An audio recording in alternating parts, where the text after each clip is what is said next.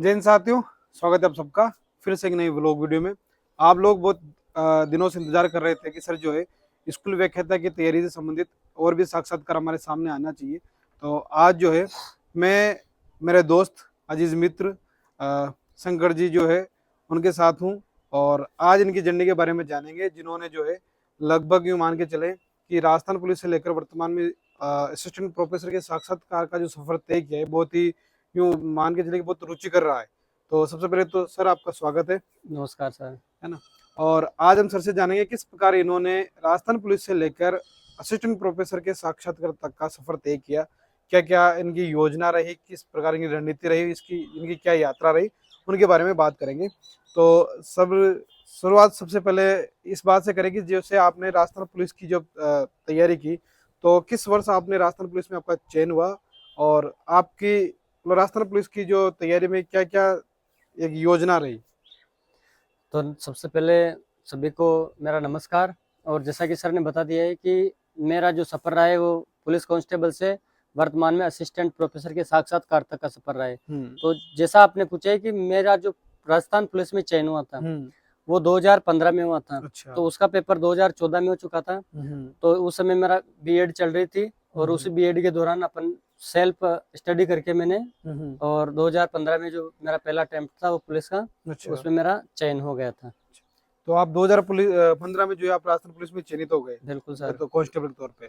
तो जब आपने राजस्थान पुलिस में चयन होने के बाद जैसे कि सबसे बड़ी समस्या ये आती है, जैसे अभी बहुत सारे अभ्यर्थी ऐसे जो जॉब कर रहे हैं और जॉब करने के साथ साथ तैयारी भी कर रहे हैं, तो उनका सबसे बड़ा ये रहता है कि सर जॉब के साथ तैयारी कैसे करें। तो आपने किस प्रकार जॉब में रहते हुए फिर तृतीय श्रेणी अध्यापक पद में चयन लिया, कितना समय रहा और कितने साल की आपने तैयारी की, तो आपका फिर कौन से वर्ष में जाके चयन हुआ तृतीय श्रेणी अध्यापक में।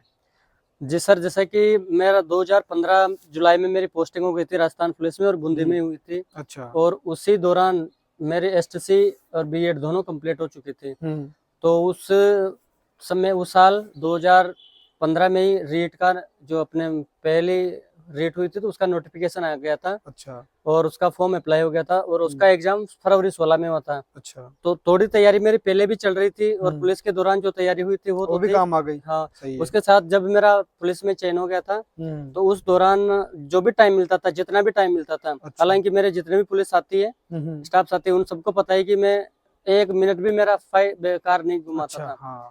और वो जो अपना समय उसका सदुपयोग किया और उसकी वजह से और जो रीट 2016 फरवरी में हुई थी उसमें मेरा अच्छी रैंक से चयन हो गया था और मेरे को बूंदी जिला अलॉट हो गया। अच्छा।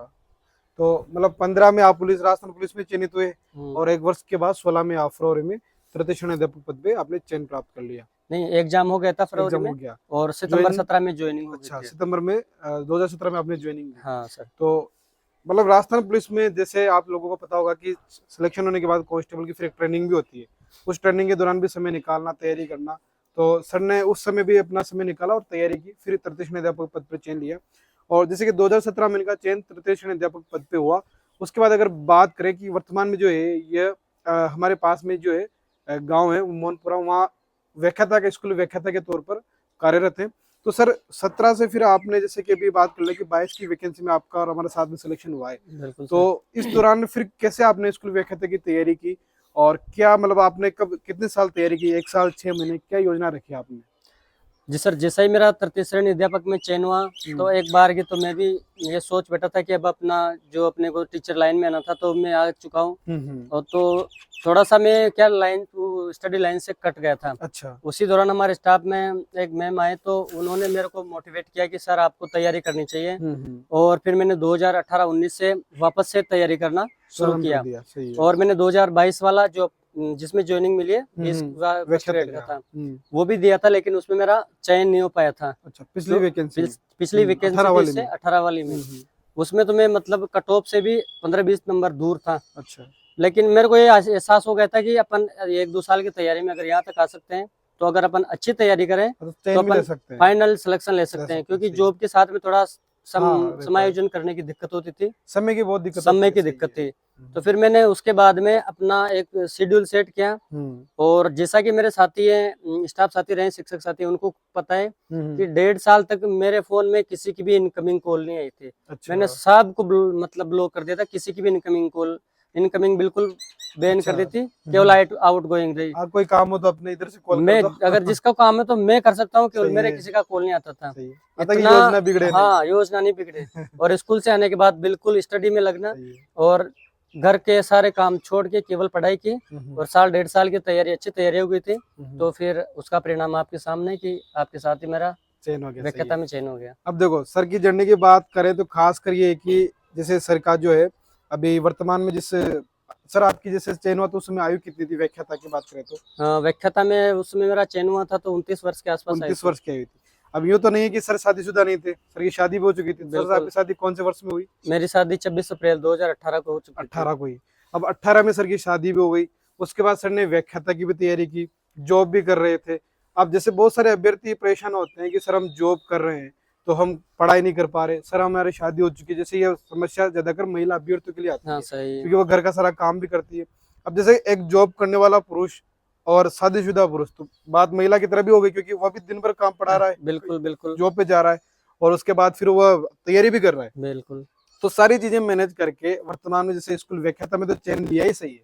और अभी लगातार, जैसे हम तो पहली बार थे तो हमने तो उतना ध्यान दिया नहीं, बाकी सर ने असिस्टेंट प्रोफेसर की भी तैयारी जारी रखी और अभी साक्षात्कार देके आए हैं। तो ये सबसे इम्पोर्टेंट बात होती है कि अगर आपने टारगेट बना रखा है अपने जीवन में कुछ पाने के लिए, तो मुझे लगता है कि सर भले ही कितनी भी चुनौतियां आप सबके सामने हो, पर बिल्कुल, आपका चुनौतियां तो उनका, आती है सबके हाँ, सामने। आप उनका निराकरण एक अच्छी तरह से कर सकते हैं अगर आपने डेडिकेशन है करने का। तो सबसे सर महत्वपूर्ण तो इनमें क्या है, अपनी इच्छा शक्ति होनी चाहिए कि दृढ़। अगर अपनी इच्छा शक्ति बस है तो कोई भी अपना लक्ष्य है जिसे अपन अचीव नहीं कर बस सकते, भाई सारे लक्ष्यों को करना अचीव ही कर है, वो सकते वाली हैं। बात हाँ, होती है ना।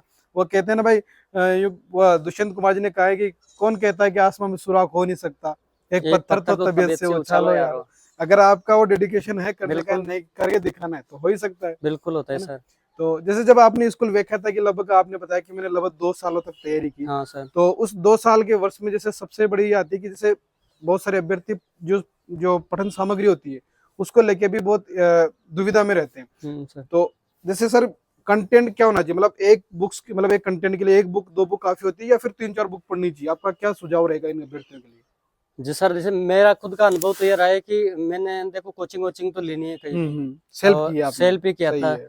तो उसमें मेरे पास एक तो अपने मिश्रा सर की हम्म गाइड थी, हम्म एक बहुत पुरानी गाइड है, हालांकि वो तो 2014-15 की गाइड थी किसी मित्र की जो मेरे साथ पुलिस में था। एक अच्छा। उसने परिष्कार की गाइड दी थी मेरे को, हम्म कुछ टॉपिक उसमें से भी अपने थे, हम्म और एक लक्ष्य की गाइड थी मेरे पास में। हम्म ये 3-4 गाइडें तो हिंदी की थी, और फर्स्ट पेपर के लिए मैंने पेनोरमा पढ़ी थी, और कुछ जो यूट्यूब पर वीडियो डले रहते हैं। हाँ रहते अब बहुत सारे आजकल रहते क्या जो नए नए जो हैं, टेक्नोलॉजी के हिसाब अभ्यर्थी से। आते हैं तो उनको बहुत ज्यादा नॉलेज होता है, तो वो अपना वीडियो जो यूट्यूब पर डालते रहते हैं, तो उन वीडियो की सहायता भी मेरे को बहुत हाँ ज्यादा, वो साक्षात्कार हाँ, जैसे अभी अपन कर रहे हैं वैसा तो ही, उन सही चीजों है। से मैं अपने को बहुत ज्यादा फायदा सहायता मिलती मिल है। जाता है, तो सही है। वो गाइड है। हम्म और इसमें सबसे बड़ी बात है कि आप अगर एक चीज तक सीमित हो जाते हो तो वहां थोड़ी सी दिक्कत आ सकती है। हम्म आपको जितना समय मिल रहा है, जितना आपको मैटर मिल रहा है, सबको पढ़ डालिए। सही ये है। नहीं कि अपने यूज का या अनयूज का है। जब भी अगर आपको खूब समय है, तो उस खूब समय का उपयोग आप इस तरह से करें कि जितना भी आपको मैटर मिल रहा है उस मैटर को आपको एक बार तो कम से कम पढ़ लेना चाहिए। सही बात फिर है। जब अगर आप एक बार पढ़ लोगे तो आपको खुद को पता लग जाएगा कि कौन कौन सी चीज इंपॉर्टेंट है और कौन कौन कौन सी सी नहीं अपने है, को सही पढ़नी बात, चाहिए। तो सही बात। ये जो अपनी क्षमता है हम्म निरीक्षण करने की, वो जब अपन अधिकतर समय या अधिक बार उनका अध्ययन करते हैं तभी अपने में विकसित हो विकसित पाती हो है। पाती है, सही है। तो उन चीजों को अगर अपने को विकसित करना है तो अध्ययन करना ही पड़ेगा। करना पड़ेगा। और सबसे बेस्ट बात ये है कि आप जितनी बार अभ्यास करोगे, जितनी बार चीजों को पढ़ोगे, और उतनी रिवीजन सबसे इम्पोर्टेंट बस होता है, सही है। अभ्यास से ही सब कुछ अभ्यास संभव है। सबसे, ऐसा रिवीजन है और नहीं कि मान लो प्रैक्टिस अपन डायरेक्ट कुछ नहीं कर सकते, और हाँ सफलता का कोई शॉर्टकट भी नहीं नहीं होता है। होता। देखो मेहनत तो करनी पड़ेगी, मेहनत करनी है ना। पड़ेगी। जैसे अभी जैसे जैसे मेरी जर्नी की आपको पता ही है, बिल्कुल भले सर। फर्स्ट अटेम्प्ट में सिलेक्शन हुआ है लेकिन वो मेहनत तो की ना है ना। मेहनत करिए, मेहनत करनी बिना पड़ेगी, मेहनत के लॉन्ग हो टर्म नहीं मेहनत सकता। करनी पड़ती है। और तो जैसे बड़ी वैकेंसीज है, फर्स्ट ग्रेड, सेकंड ग्रेड, इनके लिए तो थोड़ी सी मेहनत ज्यादा करनी करनी पड़ेगी पड़ती है। आपको। इन पे अगर आप चाहोगे मैं साल 6 महीने में करके या 1-2 हाँ बार सिलेबस करके ऐसे कर लूँ, तो वो वैसा तो नहीं तो हो सकता, संभव सही नहीं है। है वो चीजें। या फिर जैसे मान लो अगर 6 महीने में अगर आप तैयारी कर रहे हैं तो फिर आपको अपने टाइम का 8 घंटे की जगह 15 घंटे वो 15 से वो 16, 17, 18 घंटा तक देने जानी पड़ेंगे। चाहिए, और उसमें वो 16, 17, 18 घंटा भी ऐसे निकलने चाहिए कि आप उनमें दत्तचित रहो बस बिल्कुल। एक आप, मिनट भी इधर उधर नहीं जाना हाँ, चाहिए, वो वो वाली बात अगर होती आपका है। माइंड वहां पर स्टेबल है तभी आप वो चीजें कर सकते हो। अब जैसे कि सर अभी आपने बताया जैसे सोशल मीडिया की बात है कि आपने इनकमिंग जो कॉल थी बंद कर रखी थी, आपकी आउटगोइंग कॉल ही चालू थी। तो ये वाली बात मेरे साथ भी रही। जैसे मैंने 3 महीने में, तो मैं बताऊं कि वैसे तैयारी तो थी मेरी, लेकिन 3 महीने मैंने पूरी डेडिकेशन से तैयारी डेडिकेटेड की। होके किया उसमें आपने। मैंने तो यूं मान लो कि रिचार्ज भी नहीं करवा रखा था, सही है। सिम ही बंद थी। हाँ तो सही बात है। ना किसी का कॉल आना, ना किसी का कॉल करना, ना सोशल मीडिया देखना, अब ये मेरे वाली तो चीजें क्या जरूरी थोड़ी सी होती है। समस्या होती है ना, वो जो ऑफिशियली काम हाँ, होते थे जरूरी है। स्कूल से संबंधित, तो हम्म कोई भी अधिकारी का व्हाट्सएप पे आदेश आता हम्म तो उसके लिए जरूरी था, सही वरना है। ऐसे तो मेरे को क्योंकि आप जॉब में थे, अब हम हाँ तो बिल्कुल बेरोजगार थे। सही है। अब जैसे कि अगर आज हमारी बात करें, अगर हम अब तैयारी करना प्रारंभ करेंगे, असिस्टेंट प्रोफेसर करें या कुछ भी करें, तो फिर अभी हमें रखना ही पड़ेगा चालू। रखना पड़ता है थोड़ा सा। तो ये होता है कि बुक लिस्ट आप सिलेक्टेड करें, ज्यादा से ज्यादा अभ्यास करें, ज्यादा से ज्यादा रिवीजन करें। ये सारी चीजें ही आपको परफेक्ट बनाती है और चयन की तरफ लेके जाती है। सर ने बताया कि सफलता का कोई शॉर्टकट नहीं होता, क्योंकि मेहनत आपको करनी पड़ेगी। एक दिन में जैसे बोलते हैं ना कि जैसे सूरज की तरह अगर चमकना है तो सूरज की तरह जलना होगा। जलना पड़ेगा। तो अब एक दिन में तो सूरज की तरह ये चमक आएगी नहीं, उसके लिए डेली रूटीन बनाना पड़ेगा, डेली मेहनत करनी पड़ेगी। और एक समय ऐसा आएगा कि जब आपके सपने जो आप केवल कल्पना कर रहे थे, वो यथार्थ में आपके यथार्थ सामने में आते होंगे, हैं, और है ना? वो पल बहुत खूबसूरत बहुत होता है जिस खूबसूरत दिन है। अपन ज्वाइन सिलेक्ट, करते हैं। हाँ, ज्वाइन करते हैं। वो सबसे बस खूबसूरत मौका होता है अपनी जिंदगी का। बस तो अगर मेहनत करते हैं तो सबका होना ही है वो वो तो। नहीं हो तो।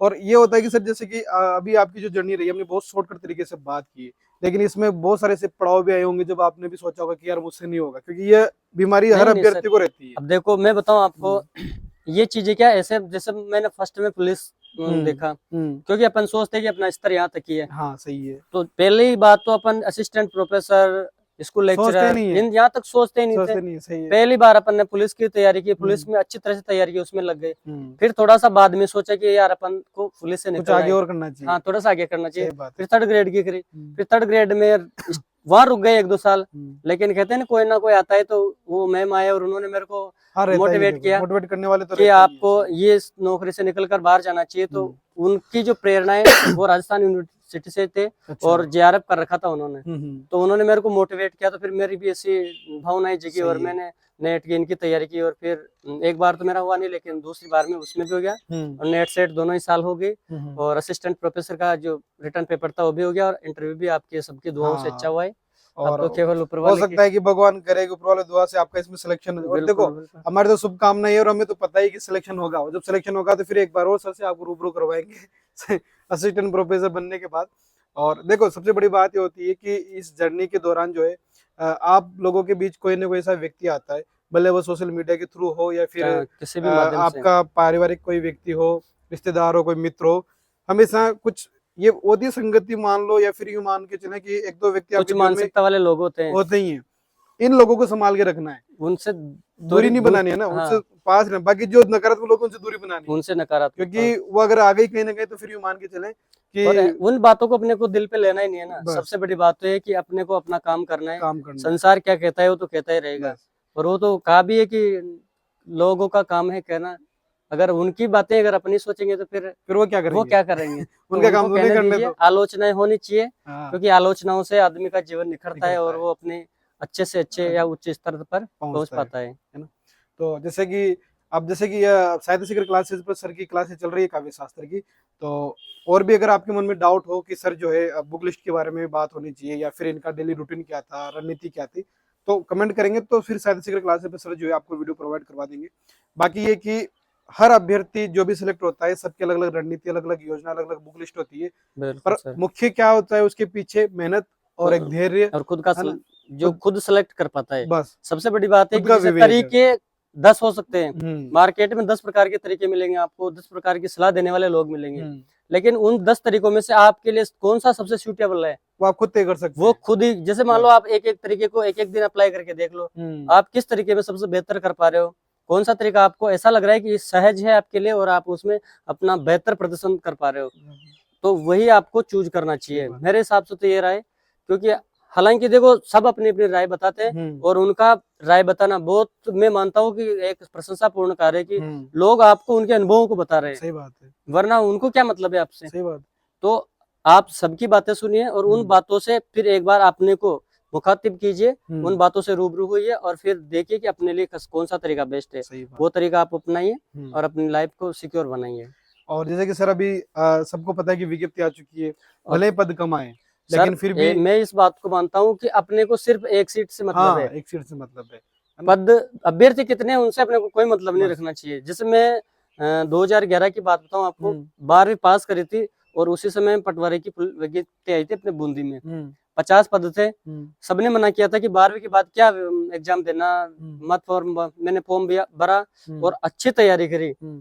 उसमें मतलब मेहनत इतनी अच्छी हो गई थी कि मेरी जनरल में 50वीं रैंक थी और जो जनरल की पोस्ट थी वो 26 थी और 13 ओबीसी की थी। उस समय एसबीसी था नहीं, हाँ नहीं था, सही है। तो 13 वो और 36 वो, यानी 49वीं रैंक तक के बंदों का सिलेक्शन हो गया था। अच्छा। और 50वीं रैंक मेरी थी। मेरे को बहुत खुशकिस्मत मानता हूँ कि मेरा उस पटवारी में सिलेक्शन नहीं हुआ। अच्छा। वरना बीएसटीसी का पहला ईयर था, वहां से वो फील्ड था, वो बिल्कुल फील्ड अलग हो जाता और अपनी जो ग्रोथ थी वो ग्रोथ वही रुक जाती है। तो ऐसे कई मोड़ आते हैं, उन मोड़ पर आपको थोड़ा सचेत होना है और इन चीजों से थोड़ा रूबरू होते रहना चाहिए। ये भी है कि जैसे मान लो अगर कोई चीज आपके लिए आज नकारात्मक हो रही है तो उससे निराश नहीं होना है, क्योंकि कहीं ना कहीं उसका निराश तो होना ही नहीं लॉन्ग है। टर्म में जाके पता लगता है कि उस टाइम वो चीज हुई सही होती है ना। जैसे अभी रेट का हमारे साथ से 22 वाली जो 21 वाली जो रेट रद्द हुई, तो मुझे भी लगती है कि अच्छी हुई हमारे हिसाब से। वरना अगर आप वहां हो जाते, सही बात है कि टाइम थोड़ा मैनेज करना दिक्कत हो जाता है। और एक सबसे बड़ी बात की आदमी जैसे ही नौकरी लगता है तो वो सोचता है कि कंफर्टेबल जोन में आ जाता है, बस अब वो फ्री हो जाता है, हो गया अपना काम हो गया। तो उस वजह से क्या थोड़ी सी कई बार वो चीजें अपने लिए लाभदायक होती है। तो ये, और देखो सबसे बड़ी बात है कि अब जो समय आपके पास है, विज्ञप्ति आप सबके सामने, फॉर्म भरे जा चुके हैं, तो अब जैसे कि समय तिथि को लेके भी आप यूँ सोच के चले कि 6 महीने आपके पास है और इन 6 महीनों में खुद को सन्यासी की भांति अपने घर में, लाइब्रेरी में, रूम में, जहाँ भी आप रहते हैं पढ़ते, खुद को पे कर लीजिए और तैयारी स्टार्ट कर दीजिए। वो कहते हैं ना कि उठो ये मंजर ये सप्ताह देखने के लिए, उठो ये मंजर ये सप्ताह देखने के लिए, कि नींद शर्त नहीं ख्वाब देखने के लिए। बिल्कुल। तो अगर आपने ऊंचे ऊंचे ख्वाब देखें तो मेहनत करनी पड़ेगी और हमारी शुभकामना यही है।